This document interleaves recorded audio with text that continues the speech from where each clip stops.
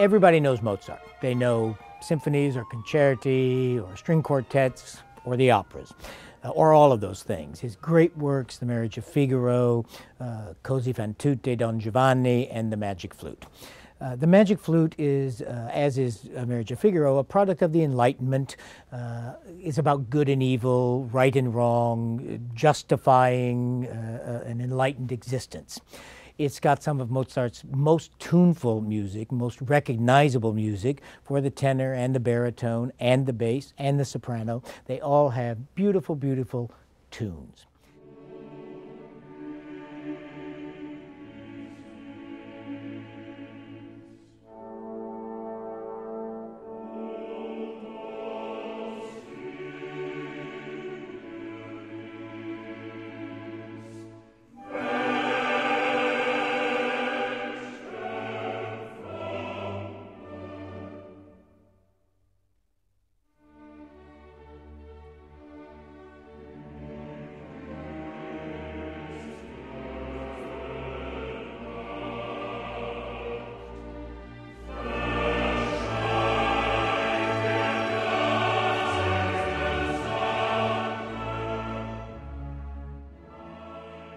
The special thing about this production is it's our First Nations Magic Flute that we first produced in 2007. It's a Coast Salish interpretation of the story. We haven't changed a note of Mozart's music, and it's still the same theme, the same story, the same characters, and the same things happen to them as in any production of the Magic Flute. But we've worked with our friends at First Peoples Heritage, Language and Culture Council and an advisory council of First Nations elders and educators in 2007 for the first production, which we're replicating again, to make sure that we brought a Coast Salish perspective, if you will. We have commissioned our own English language version of Magic Flute, and we did that so that we could insert certain Coast Salish language words into it, which we can't do with somebody else's score. We've gotten permission from various bands to use Hukrium language in a few spots throughout the work. Mostly it's in English.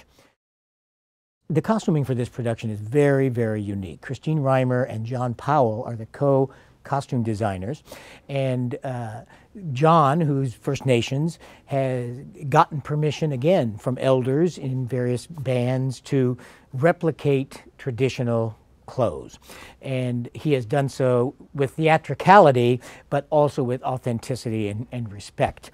And you will see throughout the show various examples. There's, I think, 16 different chorus costumes that strictly represent various coastal groups. The Magic Flute is both comic and serious.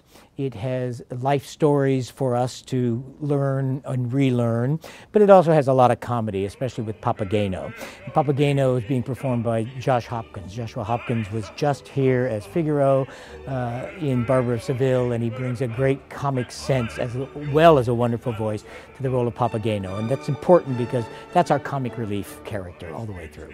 John Tessier, one of our favorite Canadian tenors, is singing Tamino, just a crystalline tenor, pure sound, and a youthful presence that is perfect for this young, innocent prince in quest of good. And Leila Claire is our Pamina, and she's again a rising, outstanding Canadian soprano who's been in the Metropolitan Young Artist Program, has a debut CD just out in the last year or so. She'll be a wonderful, wonderful Pamina.